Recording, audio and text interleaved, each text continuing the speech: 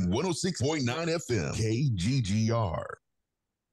Hello, and thank you for tuning in. You know how we do it every Friday. Welcome, welcome, welcome. And we have the Rob Stern here with us. Rob, let's talk mortgage. Okay, perfect, Really, perfect. And and I appreciate that. Thank you very much for the opportunity to be here. This is actually a really special time. I really want you to think about this for just half 1 second. We are in the third trimester of the year. Mm-hmm. We are 8 months through the year already, which is amazing. Mm-hmm. It seems like it was just New Year's Day a week ago. And in July and August, I don't even remember. It's just flying by. Totally gone by. This is a really special time. We have a holiday. We have a long weekend, of course, Labor Day coming up. This is the perfect time for anybody who wants to become a homeowner, anybody who aspires to become a homeowner, to be out there looking at houses. We've had a break in the weather. I think we're sitting at a very cool 98 degrees. So that's clearly a positive. There are more houses available in the marketplace now than we've seen in the past several years, as far as why is that access. Well, the market's slowing down. I mean, that's exactly what we would have expected based on what the Federal Reserve and this administration is doing to the country in general.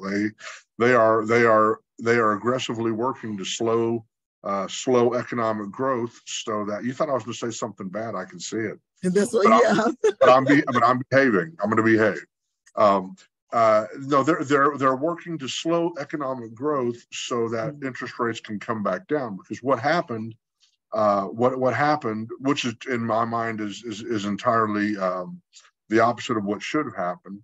But with all the low interest rates that we've had for all these years, economic growth has just gotten crazy, and the stock market was going out of control, and companies were hiring like crazy, and unemployment was at a 2%, I think a 2% rate, an all-time low. And the country was doing very well, but the country was apparently doing too well, if that's possible. Mm-hmm, mm-hmm. And things began to overheat, meaning that we couldn't keep pace with the economic growth. It was growing too quickly. Therefore, to slow it down, they started raising interest rates. Again, I don't agree with that, but that's what they've chosen to do. And they didn't just raise interest rates once; they've raised interest rates a succession of times, to where we now have interest rates that are the highest in 25 years. Wow. There were other ways to slow economic growth, but this is what they've chosen to do. Unfortunately, that impacts all of us little people, and that's why there's more houses on the market now than there were previously.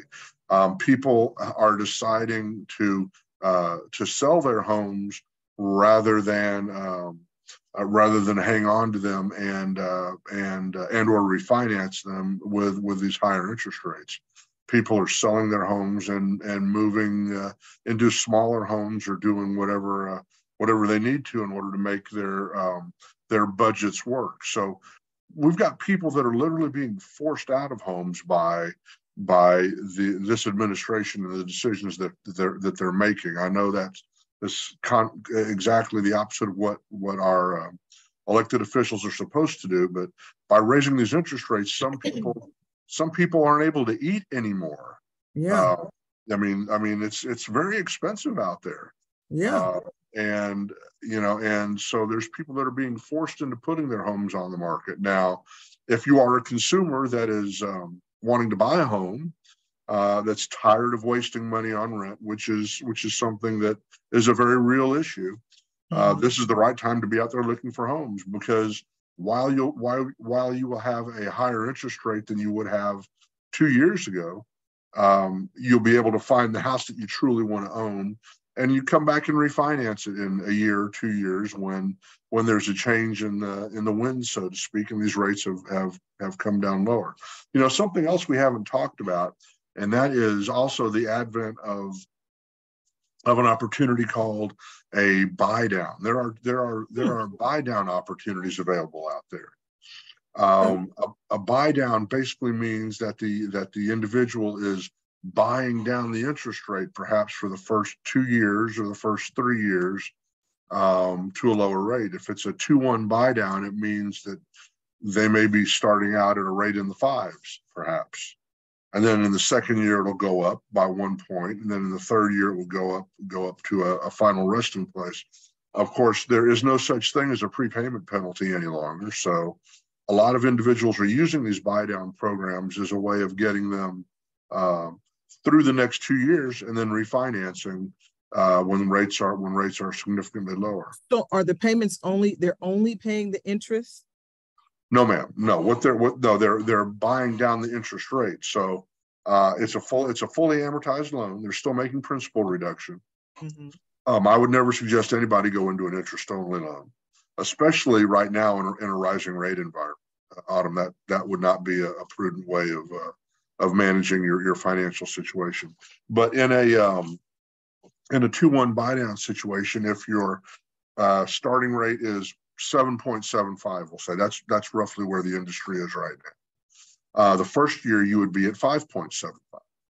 Okay. The second year you would be at 6.75.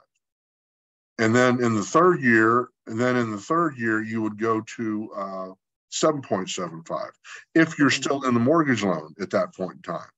Yeah. But what a lot of people are doing right now is they are taking the first year at 5.75 with the knowledge that in year 2 they should be able to refinance to that lower interest rate, so that they are still comfortable and they don't have to worry about it fully adjusting to 7.75.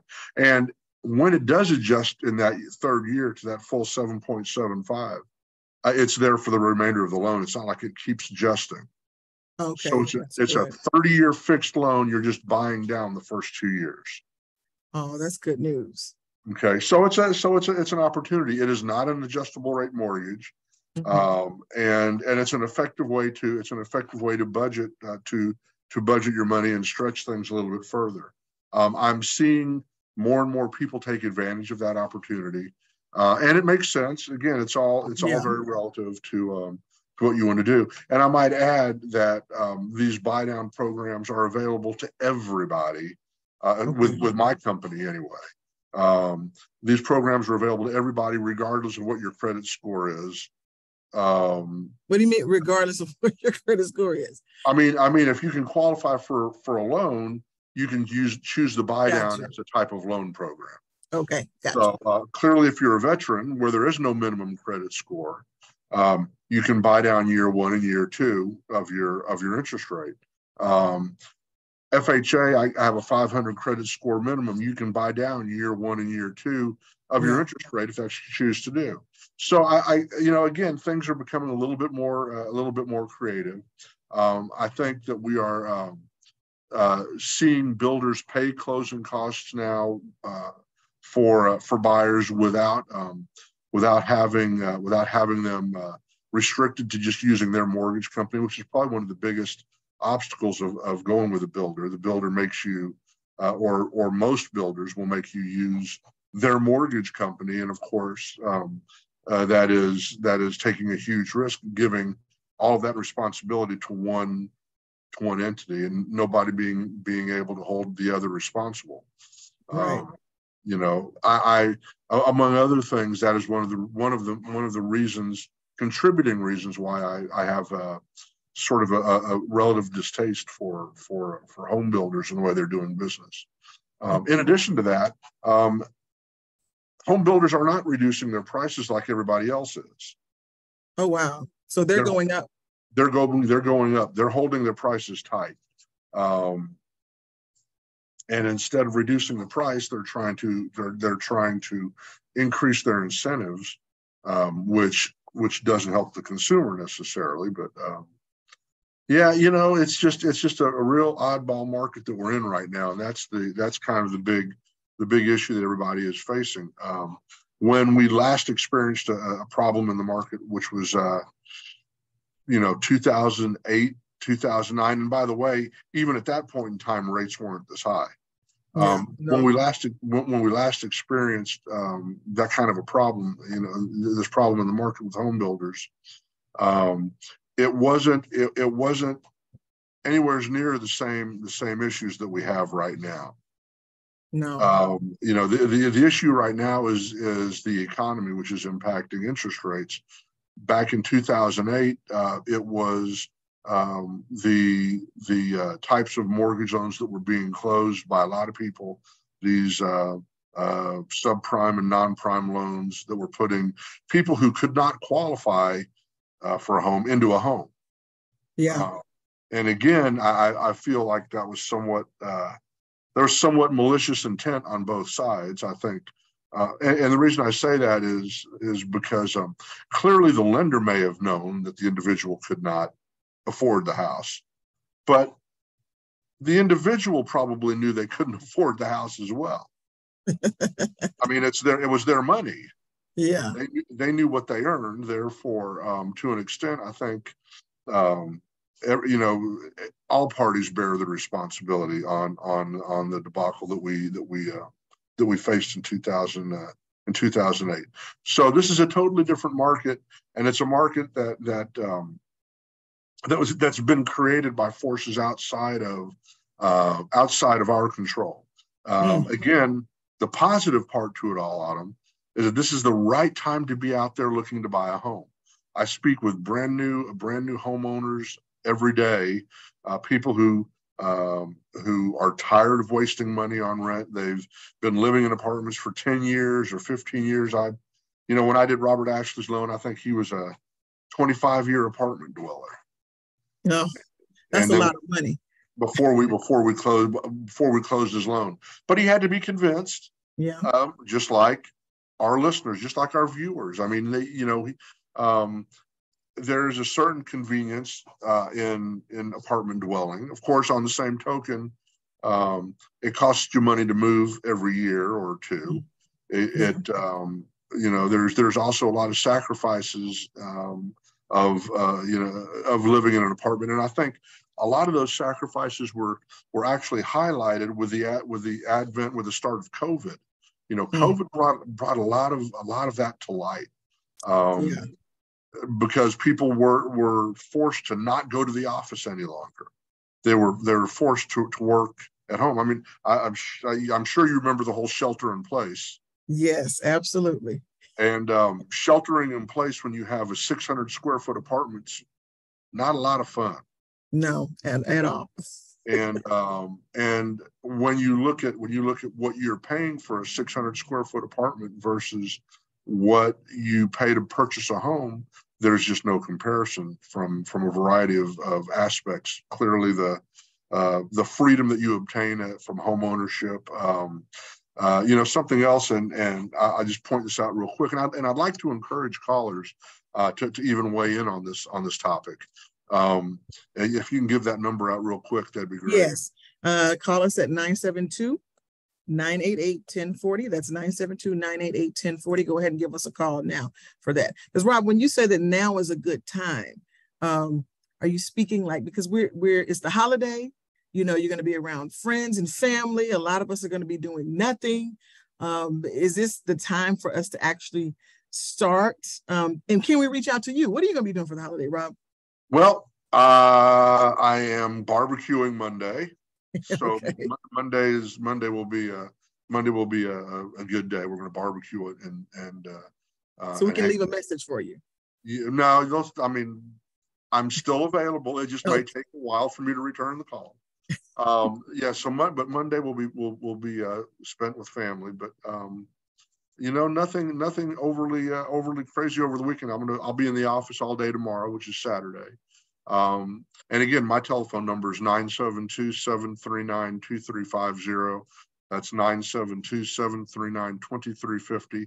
And I'm available whenever you want to talk, I'm available. I don't really, I don't turn my phone off on weekends like a lot of people do. I don't turn my phone off at night. I'm here and I'm ready to help whenever I can. But what I was going to say a moment ago is I spoke with a gentleman earlier this week about buying a home, new homeowner, and he's paying an apartment rent. His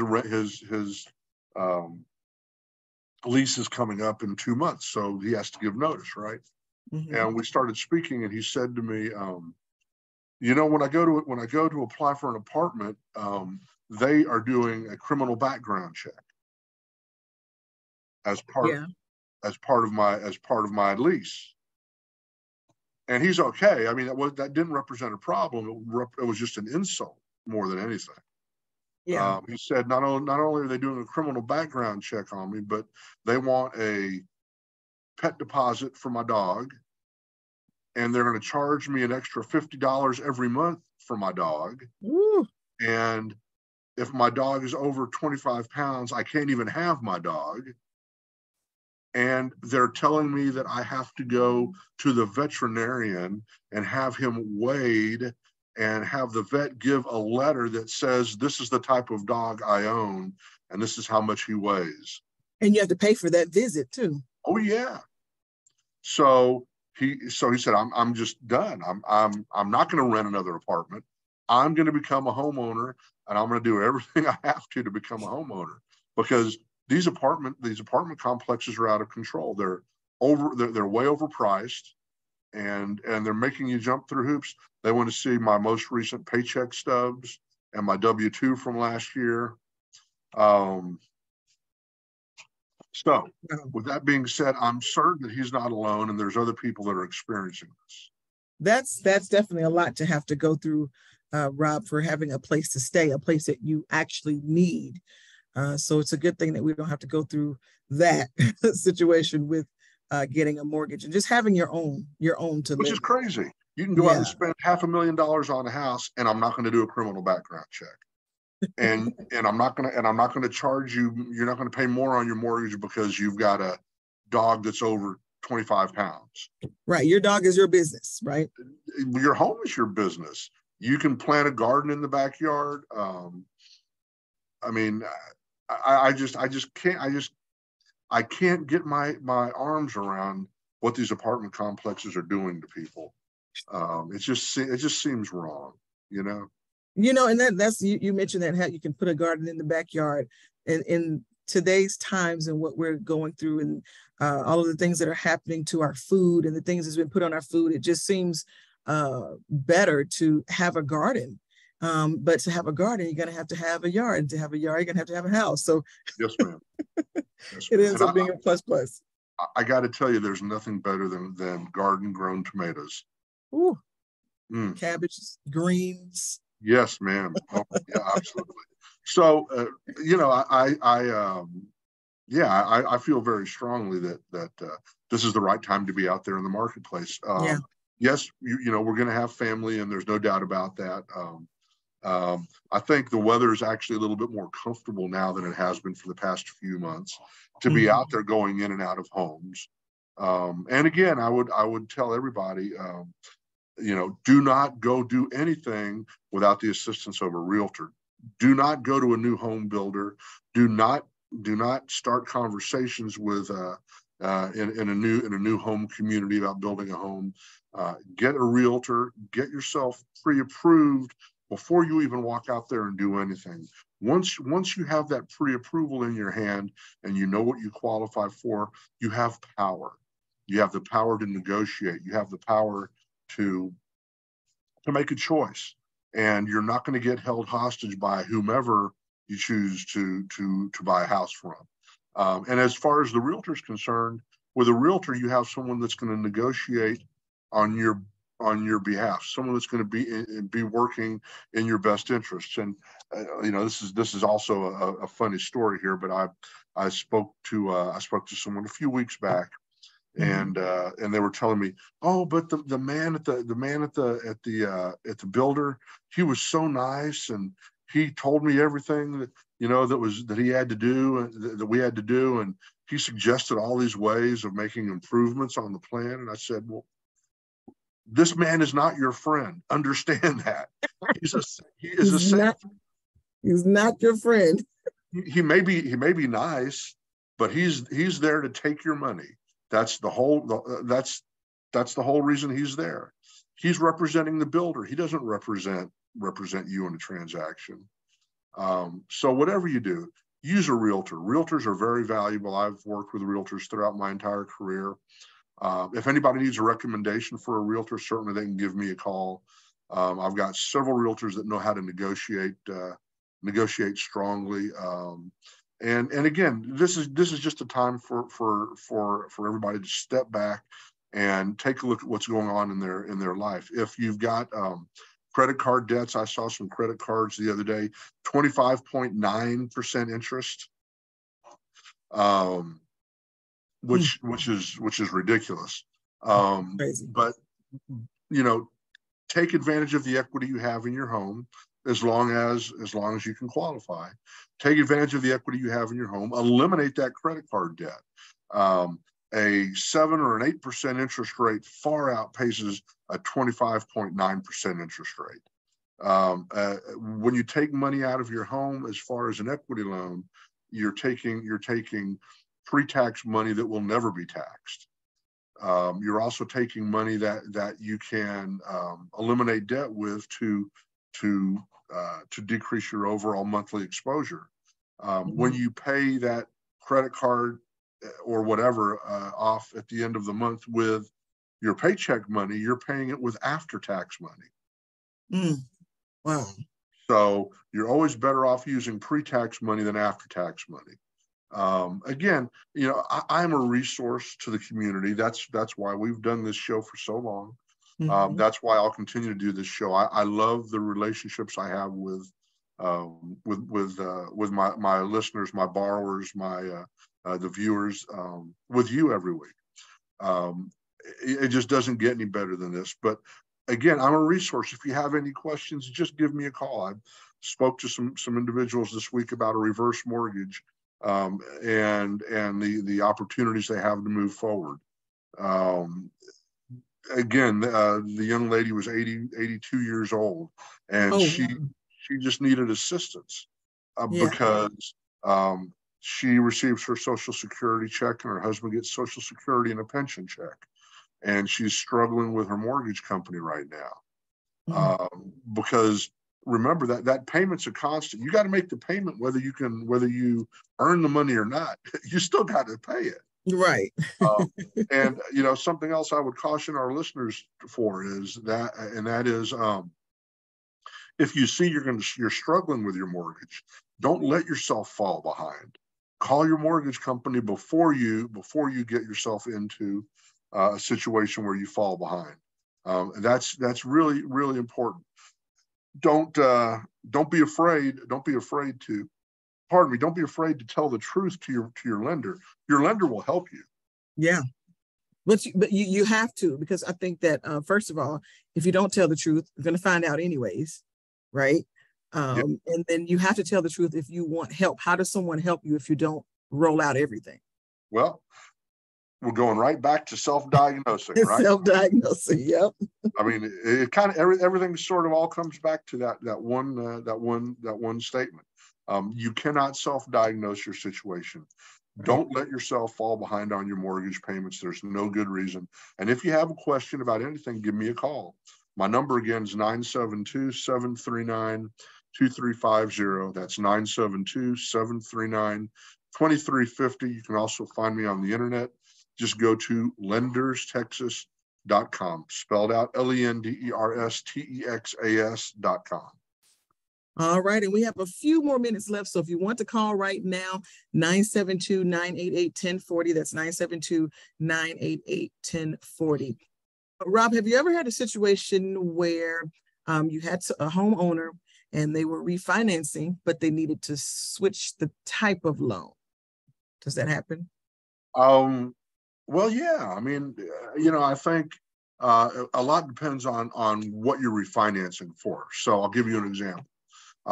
You can refinance from a VA loan into a conventional loan. You can refinance from a conventional loan to an FHA loan, or FHA to VA, as long as you're a veteran, obviously. That happens not often, but that does happen, I would say. Obviously, if you're a veteran and you want to refinance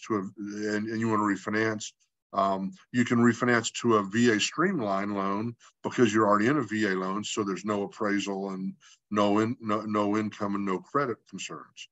Same thing with FHA. If you're an FHA loan, you want to refinance to another FHA loan, there's no appraisal, no credit score concern, and no income check. However, in any of these loans, if your goal is to take equity out of your home, you're going to have to switch to a conventional loan because in the state of Texas, a conventional loan is the only type of loan that is allowed to provide you with equity. So that means if you're in a VA loan, you would have to move to a conventional loan.